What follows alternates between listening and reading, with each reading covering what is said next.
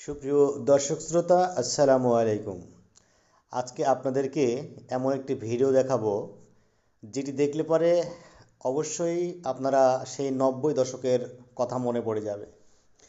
ভিডিওটিতে আপনারা যেটি দেখতে পাচ্ছেন যে মহিষ দিয়ে আখ মাড়াই করা, আসলে এটি 90 দশকে যখন এত প্রযুক্তি ছিল না, তখন ঠিক এইভাবেই আখ মাড়াই করে কড়াইতে করে জাল দিয়ে আখের গুড় তৈরি করা হতো।